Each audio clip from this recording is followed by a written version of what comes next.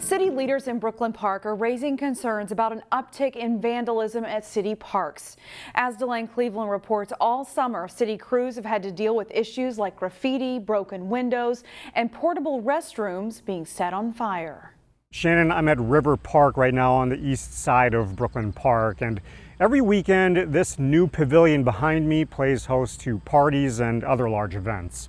But every weekend city crews have had their hands full dealing with vandalism. It's just really been on the uptick here in the summer of 2022. 1 year after undergoing a $3 million renovation, These nice open walls here become kind of canvases for graffiti. River Park has become a popular target for vandals. Mostly spray paint is pretty common, is the thing that we're running into the most. Parks and Recreation Director Brad Tallberg says this pavilion opened in July of 2021 with enough space to hold up to 100 people. Really a heavily used facility, used Friday, Saturday, Sunday, virtually all summer long. Yet when city crews show up in the early morning hours to get the building ready for an event, they're often greeted with graffiti that's so inappropriate we can't even show it on television. Yeah, then they're trying to react in order to have it presentable for the public by the time they arrive for their event.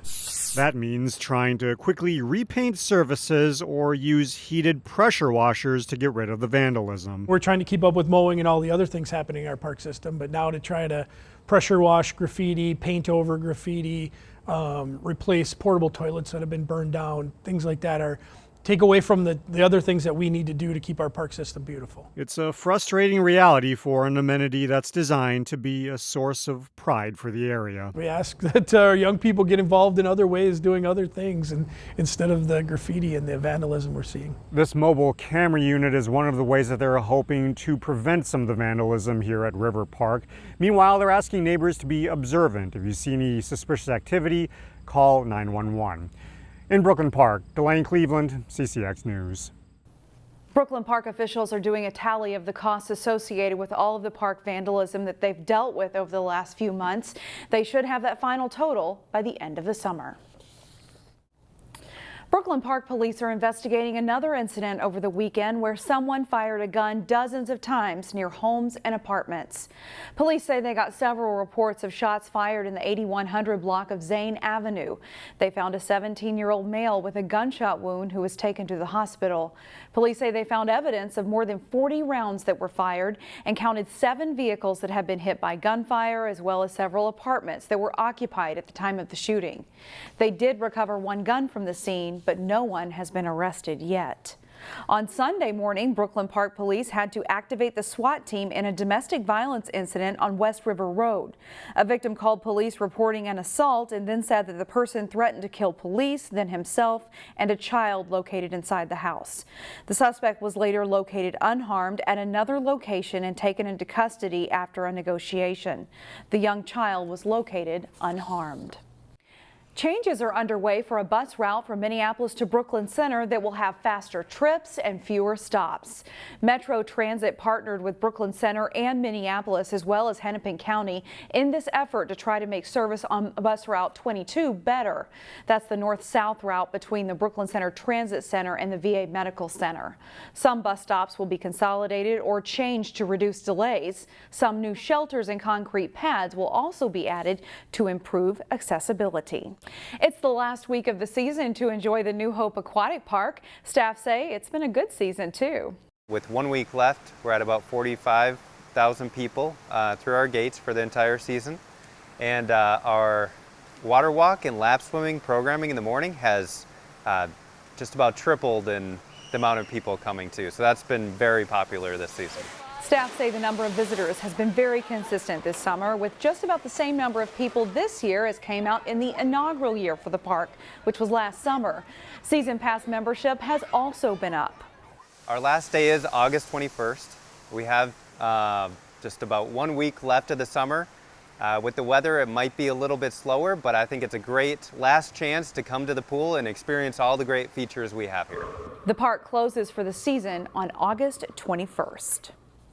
This weekend, volunteers put the finishing touches on a tool shed to go in Golden Valley's first community garden. We've named it the Garden Tool Share Shed.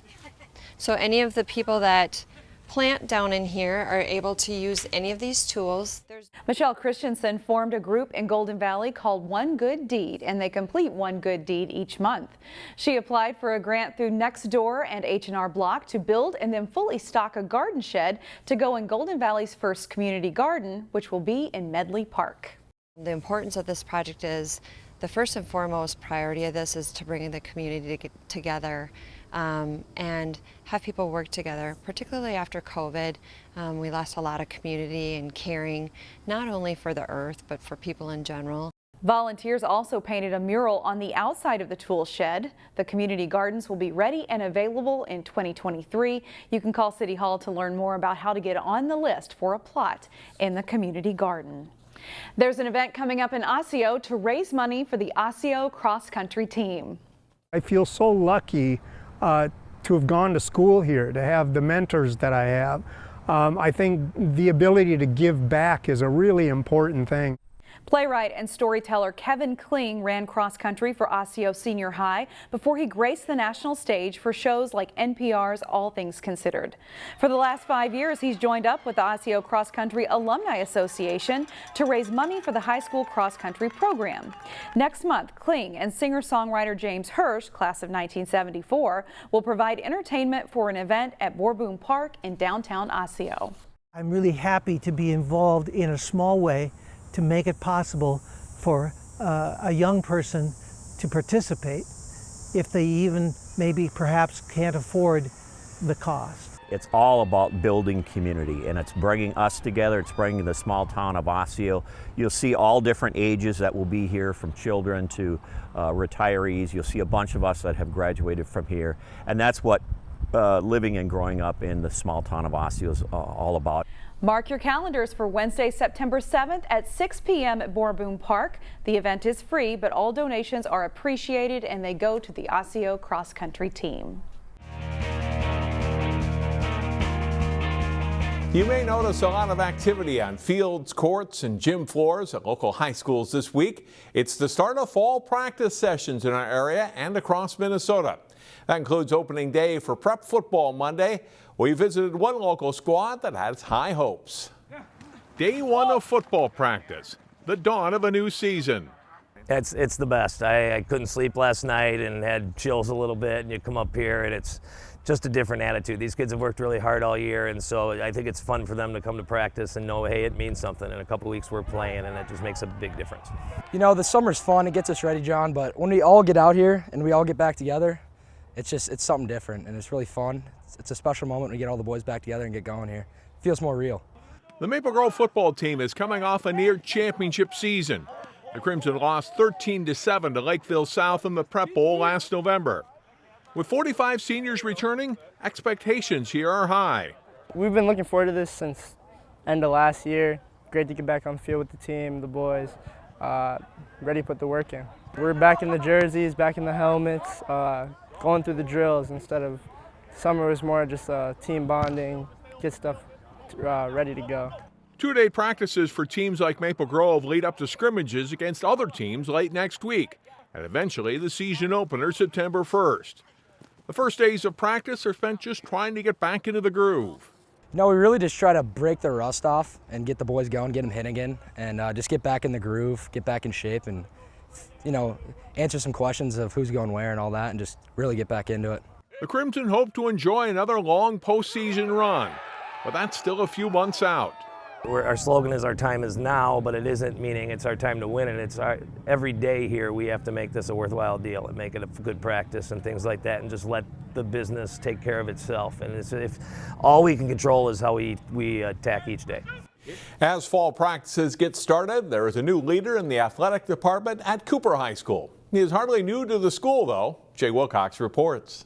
New Cooper Activities Director Willie Howard hit the ground running July 1st in his new role, taking over for the retired John Olfke.